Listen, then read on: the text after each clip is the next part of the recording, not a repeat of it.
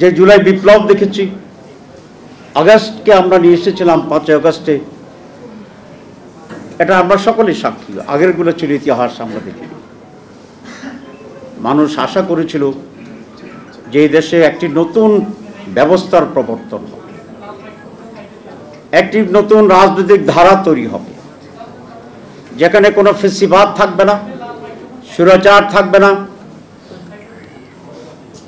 একটি সুষ্ঠু গণতান্ত্রিক ব্যবস্থায় বিপ্লবী চেতনার অংশীদার সকলেইকে অ্যাকোমোডেট করে একটি সুষ্ঠু নির্বাচনের ব্যবস্থা করে আমরা পরিবর্তন আনব। বাংলাদেশের মানুষ সেদিন বলেছিল 5 আগস্টকে দ্বিতীয় স্বাধীনতা।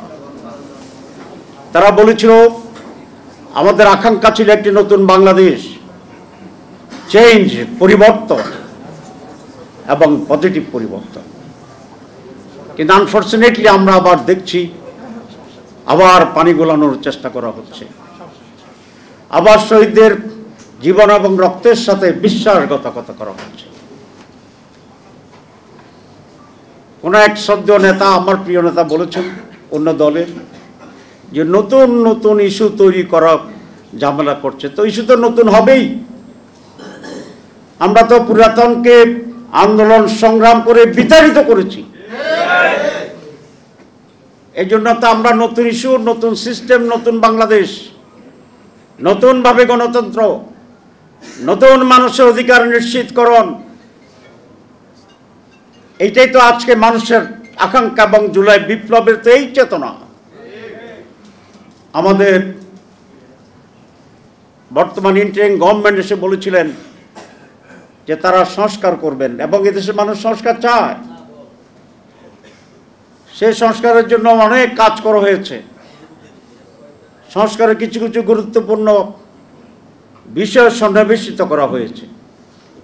অ্যাকনন সোপ, দেশের নাম্বার 1 হালাল অ্যান্টিব্যাকটেরিয়াল সোপ, ন্যাচারাল ব্যাকটেরিয়ালাইসিসের সুরক্ষায় ফ্রেশ ও অ্যাক্টিভ সব সময়। যেগুলো সমাজ পরিবর্তন করতে হবে সেখানেই নোট অফ ডিসেন্ট দিয়েছেন একটি দল। তাহলে আপনারা কি পরিবর্তন চান না? আপনারা কি সংস্কার চান না?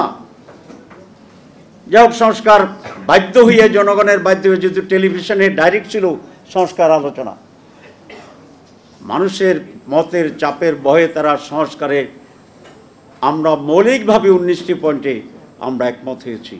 বিএনপি হয়েছে, জামাত ইসলামী হয়েছে, এনসিপি হয়েছে, ইসলামী আন্দোলন হয়েছে, বাম রাজনৈতিক দলগুলো একমত হয়েছে।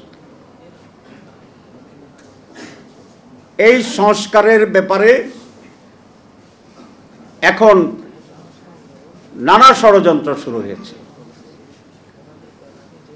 ওনারা বলছেন ওনারা সংস্কার মানেন। তো একজন যদি বলে যে আমি ঈমান আনছি, ঈমানের 3 ভাগ আপনারা জানেন: মুখে স্বীকৃতি দেওয়া, মনে মনে বিশ্বাস করা, কার্যে পরিণত করা। সংস্কারের 3 অংশ। এক অংশ হচ্ছে বিভিন্ন পয়েন্টে ঐক্যমত্য পোষণ করা।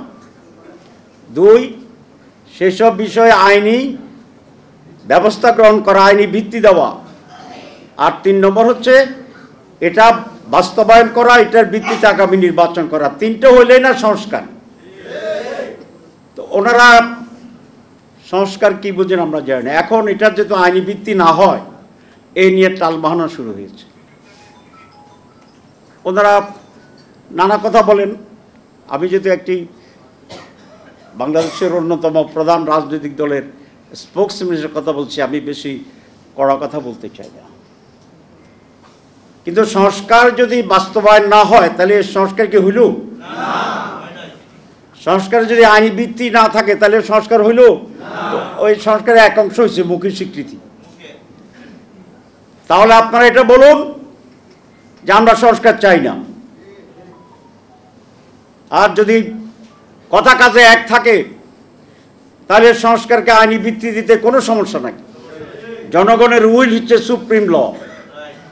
বিপ্লবের প্রোডাক্ট হচ্ছে নো কনস্টিটিউশন অ্যাবভ কনস্টিটিউশন।